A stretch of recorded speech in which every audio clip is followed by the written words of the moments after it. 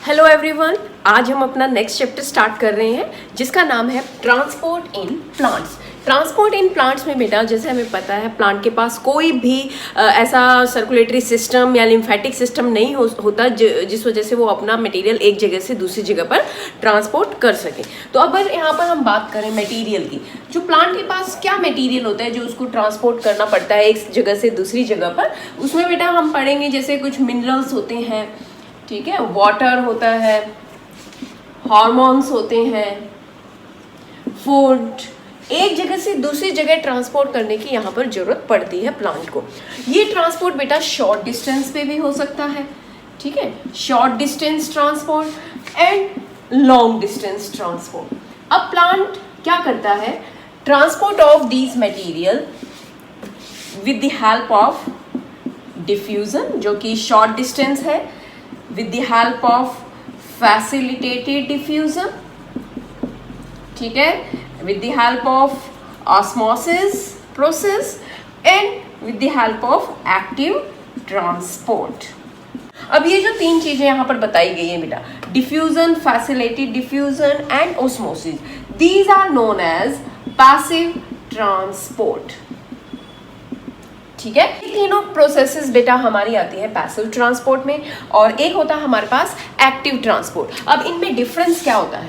Passive transport होता है बेटा जब movement of substance from high concentration to low concentration region होती है। तो मैं यहाँ पर अगर आपको बताऊं पैसिव ट्रांसपोर्ट क्या होता है, movement of substance from high concentration region to low concentration region, ठीक है, without the help of energy, without the help of energy, ठीक है।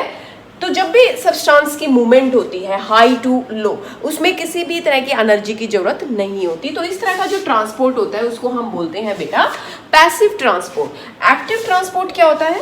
एक्टिव ट्रांसपोर्ट होता है जब मूवमेंट ऑफ सब्सटेंस होती है from low concentration region to high concentration region, clear.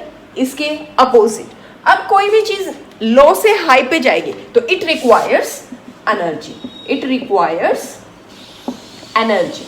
और जो लॉन्ग डिस्टेंस ट्रांसपोर्ट होता है बेटा with the help of vascular bundles. Vascular bundles के अंदर आते हैं हमारे पास बेटा xylem and phloem. Long distance transport का मतलब है प्लांट के एक पार्ट से दूसरे पार्ट के अंदर जो मूवमेंट होगी वो जाइलम एंड फ्लोएम की हेल्प से होगी। और जो शॉर्ट डिस्टेंस मूवमेंट होती है बेटा ये होती है सेल टू सेल, और या फिर हम कह सकते हैं within the cell, cell के अंदर मूवमेंट होना और एक सेल से दूसरी सेल के बीच में मूवमेंट होना।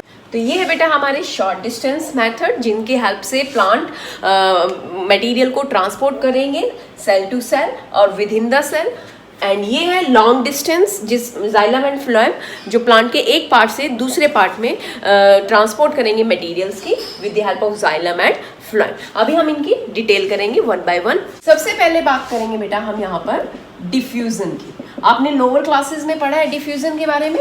यहाँ पर जो मूवमेंट होती है, यहाँ मूवमेंट होती है सॉल्यूट पार्टिकल की, मूवमेंट ऑफ सॉल्यूट, जैसे गैसेस हो गया, मिनरल्स हो गए, from high concentration region to low concentration region, ठीक है।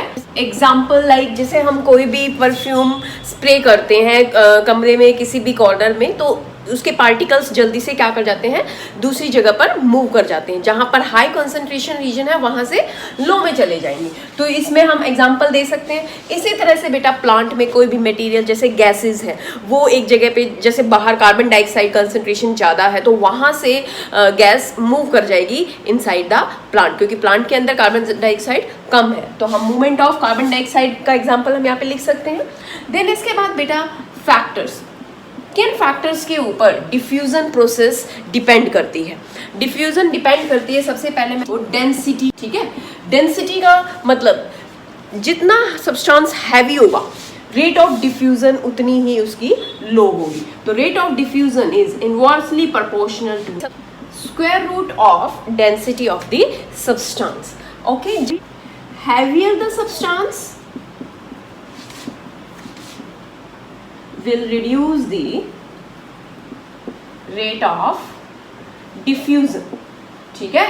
और जितना लाइट होगा वो सब्सटेंस उतना ही जल्दी डिफ्यूज होगा। नेक्स्ट है बेटा टेम्परेचर। जितना ज़्यादा टेम्परेचर होगा हमारा रेट ऑफ डिफ्यूजन उतना ही फास्ट होगा, rate of diffusion will be more. Like example अगर हम देखें, हम किसी भी चीज़ को अगर हम बॉयल कर रहे हैं तो उसके पार्टिकल्स की जो हीट एनर्जी है वो कन्वर्ट हो जाती है काइनेटिक एनर्जी में, और काइनेटिक एनर्जी की वजह से उसकी मूवमेंट फास्ट हो जाती है, तो डिफ्यूजन फास्ट हो जाएगी। देन इसके पास हमारे पास है मीडियम। मीडियम भी मैटर करता है। अगर गैसियस मीडियम है तो जो पार्टिकल्स की मूवमेंट है वो ज़्यादा होगी, लिक्विड मीडियम है तो उसमें कम होगी, और सॉलिड है तो उसमें लिटल और ना के बराबर होगी। तो रेट ऑफ डिफ्यूजन जो होता है बेटा गैसेस के अंदर सबसे ज़्यादा, then liquid and then solid. Okay, next है हमारे पास बेटा सरफेस एरिया, ठीक है। जितना ज़्यादा सरफेस एरिया होगा बेटा उतनी ही डिफ्यूजन प्रोसेस फास्ट होगी, तो rate of diffusion is fast, ठीक है। जैसे हमारे बॉडी में एल्वियोलाई होते हैं, वहाँ पर एक्सचेंज ऑफ गैसेस बहुत ज़्यादा होते हैं। क्यों? क्योंकि एल्वियोलाई का सरफेस एरिया बहुत ज़्यादा है। यही सेम प्रोसेस प्लांट में भी होती है, जितना ज़्यादा सरफेस एरिया होगा उतनी ही ज़्यादा डिफ्यूजन प्रोसेस होगी। तो ये है बेटा फैक्टर्स। नाउ अब हम पढ़ेंगे इसकी इम्पोर्टेंस। इम्पॉर्टेंस ऑफ डिफ्यूज़न में आता है बेटा सबसे पहले डिफ्यूज़न हेल्प करती है प्लांट की सेल वॉल को मॉइस्ट रखने के लिए, ठीक है। Second, it help in exchange of gases, जैसे ड्यूरिंग फोटोसिंथेसिस जो CO2 है वो बाहर से अंदर आएगी, ठीक है, अंदर आएगी सेल के अंदर, और जो O2 है वो सेल से बाहर आएगी, जो एक्सचेंज ऑफ गैसेस होता है। और रेस्पिरेशन में उल्टा हो जाएगा। तो ये प्रोसेस जो होते हैं ये डिफ्यूजन प्रोसेस के थ्रू ही होती है। And ions are absorb by diffusion, जो भी प्लांट आयंस लेते हैं उनकी भी वो भी एब्जॉर्ब होते हैं डिफ्यूजन प्रोसेस से। It is involve in transpiration. Transpiration होता है लॉस ऑफ वाटर। जब पानी की कंसंट्रेशन प्लांट के अंदर ज़्यादा हो जाती है, जब वो पानी लॉस होता है, इस प्रोसेस को बोलते हैं ट्रांसपीरेशन। और इस प्रोसेस में भी डिफ्यूजन प्रोसेस इन्वॉल्व होती है। डिफ्यूजन प्रोसेस के through he loss of water होता है। देन अरोमा ऑफ फ्लावर्स, हमें पता है जो फ्रेगरेंस हम कई बार गुलाब के पौधे के पास अगर हम खड़े हैं तो हमें बहुत अच्छी खुशबू आती है। वो खुशबू किस वजह से आती है? It is due to the diffusion. Okay, तो ये हो गया बेटा इंपॉर्टेंस ऑफ डिफ्यूजन। नेक्स्ट हमारे पास है बेटा फैसिलिटेटेड डिफ्यूजन, यानी कि डिफ्यूजन तो है बट वो डिफ्यूजन प्रोसेस फैसिलिटेट कराई जा रही है किसी सब्सटेंस की हेल्प से। तो देखिए एक बार इसकी डेफिनेशन, डिफ्यूजन ऑफ मॉलिक्यूल्स और ions from high concentration to low concentration region, जैसे डिफ्यूजन में था, but through the carrier protein. यहाँ पर क्या होता है, जो हमारी मेम्ब्रेन होती है, सेल मेम्ब्रेन के ऊपर कैरियर प्रोटीन्स होते हैं जो हेल्प करेंगे इन मॉलिक्यूल्स और आयंस को बाहर से सेल के अंदर ट्रांसफर करने के लिए। यहाँ पर जो मॉलिक्यूल्स और आयंस की बात हो रही है बेटा, यहाँ पर बात हो रही है हाइड्रोफिलिक सब्सटेंस की, हाइड्रोफिलिक मॉलिक्यूल्स की, जो वाटर मॉलिक्यूल्स होते हैं एक तरह से। इसमें जैसे क्यों यहाँ पर वर्ड हाइड्रोफिलिक की बात हो रही, आपने प्लाज्मा मेम्ब्रेन का स्ट्रक्चर पढ़ा था। लाइक ये प्लाज्मा मेम्ब्रेन है, प्लाज्मा मेम्ब्रेन के अंदर क्या होते हैं, दो मेन कंपोनेंट होते हैं। कौन कौन से? लिपिड्स एंड प्रोटीन्स, ठीक है। प्रोटीन्स हमारे पास इंट्रिंसिक प्रोटीन भी होते हैं, एक्सट्रिंसिक प्रोटीन्स भी होते हैं। ओके, तो जो ये मेम्ब्रेन होती है ये बेसिकली लिपिड एंड प्रोटीनेशियस होती है। तो लिपिड होने की वजह से ये क्या करते हैं, ये वाटर सोल्यूबल सब्सटेंस को अंदर नहीं आने देते, सिर्फ लिपिड सोल्यूबल सब्सटेंस ही अंदर आ सकते हैं। तो वाटर की ट्रांसपोर्ट के लिए बेटा क्या होते हैं हमारे पास, यहाँ पर कैरियर प्रोटीन्स होते हैं। ये कैरियर प्रोटीन अपने साथ मॉलिक्यूल को बाइंड कर लेते हैं। लाइक ये मैंने इसके साथ मॉलिक्यूल बाइंड कर दिया। अब ये कैरियर प्रोटीन अंदर जाएंगे, ठीक है, अपने साथ मॉलिक्यूल को लेकर के इस तरह से अभी अंदर जा रहे हैं, ठीक है। ये प्रोटीन मॉलिक्यूल रोटेट हो जाएगा ताकि ये मॉलिक्यूल अंदर आ सके, और फिर ये प्रोटीन इसको इनसाइड द सेल छोड़ देगा, ठीक है। ये आउटसाइड है सेल की, ये प्लाज्मा मेम्ब्रेन, बाहर से वाटर का मॉलिक्यूल आया, कैरियर प्रोटीन ने बाइंड किया, प्रोटीन रोटेट हो गया और उसने ये मॉलिक्यूल को सेल के अंदर छोड़ दिया, ठीक है, इस तरह से।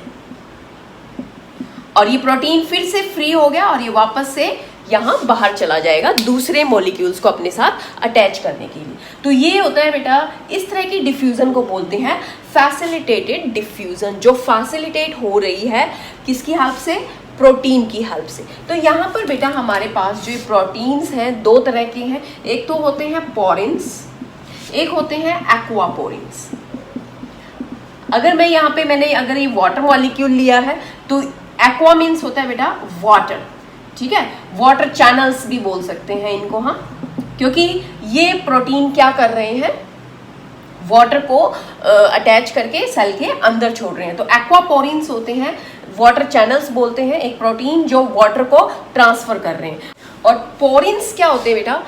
पोरिन्स लार्ज ट्रांसपोर्ट प्रोटीन होते हैं, ट्रांसपोर्ट प्रोटीन होते हैं जो पोर्स क्रिएट कर देते हैं इन द मेम्ब्रेन